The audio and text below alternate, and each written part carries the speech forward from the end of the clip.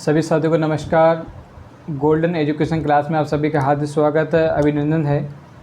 साथियों, आज आपके लिए लेके आए हम लोग कि इकोनॉमिक्स के बारे में बात चल रही है यहाँ पे कि गरीबी क्या। ठीक है, गरीबी का बहुत महत्वपूर्ण टॉपिक है। इसके बारे में संक्षेप में जानने का प्रयास करेंगे। यहाँ पे गरीब एक वर्ड आपने अच्छे सुना है, लेकिन एक्चुअल में इकोनॉमिक्स में इसका क्या महत्वपूर्ण रोल होता है वो जानने का प्रयास करते हैं।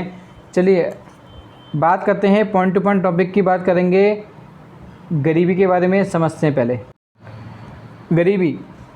गरीबी का अर्थ वह स्थिति जब किसी व्यक्ति के जीवन के निम्नतम आधारभूत भोजन, वस्त्र, आवास भी उपलब्ध नहीं हो पाता। मनुष्य जब बुनियादी आवश्यकताओं की पूर्ति की स्थिति में नहीं होता, तब उसे गरीब श्रेणी में गिना जाता है। ठीक है, अब देखिए भैया, मेन क्या होता है, कपड़ा, रोटी और मकान के बाद जो एक वर्ड यूज़ हमेशा करते हैं, इस टाइप की मूवी बहुत बनी है। तो यहाँ पे जब ये चीज़ें नहीं प्राप्त हो पाती हैं तब वो क्या होता है, वे गरीब श्रेणी में आ जाता है। ठीक है, विकासशील देशों के संबंध में पहला वैश्वीकरण गरीबी अनुमान वर्ल्ड डेवलपमेंट रिपोर्ट 1990 में मिलता है।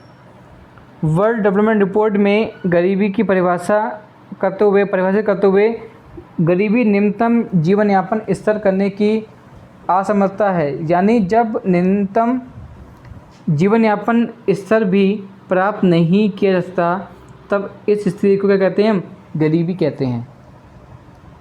संवैधानिक रूप से गरीबी की माप करने के लिए सापेक्षिक और निरपेक्ष प्रतिमानों का उपयोग करते हैं। देखिए भैया कैसे उपयोग करते हैं, ज़रा देखिए। सापेक्ष गरीबी ये स्पष्ट करती है कि विभिन्न आय वर्गों के बीच कितनी विषमता है। इसे मापने की दो विधियां हैं। कौन कौन सी? लॉरेंज वक्र और गिनी गुणांक। ठीक है, लॉरेंज वक्र और गिनी गुणांक।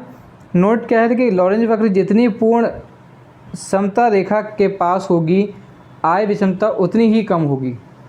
लॉरेंज वक्र गिनी गुणांक आय की विषमता की माप से संबंधित है।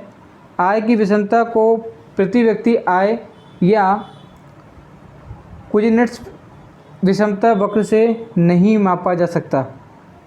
ठीक है,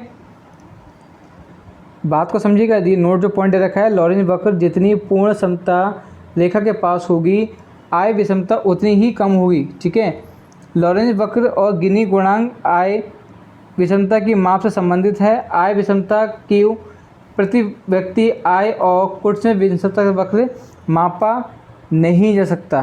ठीक है, जो परीक्षा में प्रश्न पूछ लेते हैं वो यहाँ से पूछ लेंगे आपका कि लॉरेंज वक्र को 1905 में मैक्स ऑरेंज एवं गिनी गुणांक का 1912 में कोरेडो गिनी इटली ने विकसित की। ठीक है, कोरेडो गिनी इटली ने विकसित की। नेक्स्ट हमारा निरपेक्ष गरीबी। निरपेक्ष गरीबी का निर्धारण करते समय मनुष्य की पोषक आवश्यकताओं और अनिवार्यता के आधार पर आय और उपभोग व्यय के न्यूनतम स्तर को ज्ञात किया जाता है। इसके अंतर्गत हम एक निश्चित मापदंड के आधार पर ये तय करते हैं कि कितने लोग मापदंड के नीचे हैं, उन्हें हम गरीब कहते हैं। इस निश्चित मापदंड को हम गरीबी रेखा या निरंतरता रेखा कहते हैं। यानी निर्धारित किए गए न्यूनतम उपभोग व्यय निरंतरता रेखा कहते हैं। इस न्यूनतम निर्धारित रेखा को कम व्यय मतलब कम खर्च करने वाले व्यक्ति को गरीब कहा जाता है। ठीक है, यहाँ पे बात चलिए खर्चे से रिलेटेड बात चल रही है। देखिए यहाँ पे नोट पॉइंट को जरा ध्यान से समझिए कि निरंतरता की माप के लिए निरपेक्ष प्रतिमान सर्वप्रथम प्रयोग उद्योग कृषि संगठन मतलब FAO प्रथम महानिदेशक आर वाइड ने 1945 में किया था। ठीक है, आर वाइड ने 1945 में किया था। नेक्स्ट हम लोग आते हैं भारत में निरंतरता। देखिए भारत में निरंतरता की बात कैसे करते हैं कि भारत में निरंतरता की माप करने के लिए निरपेक्ष प्रतिमान का प्रयोग किया जाता है। जैसे कि मतलब हमारे देश में योजना आयोग द्वारा गरीबी निर्धारण के संबंध में एक वैकल्पिक परिभाषा स्वीकार की जिसने आहार संबंधी ज़रूरतों को ध्यान में रखा गया। इस अवधारणा के अनुसार उस व्यक्ति को निर्धनता की आवश्यकता के नीचे रखा जाता है जो ग्रामीण क्षेत्रों में प्रतिदिन 2400 कैलोरी और शहरी क्षेत्रों में 2100 कैलोरी भोजन प्राप्त करने में असमर्थ है। ठीक है, नेक्स्ट बात करते हैं। नोट क्या दे रखा है, देखिए एक बार हमने लिखा है इसको कि भारत में निर्धनता रेखा के निर्धारित का पहला अधिकारक प्रयास योजना आयोग द्वारा जुलाई 1962 में किया गया।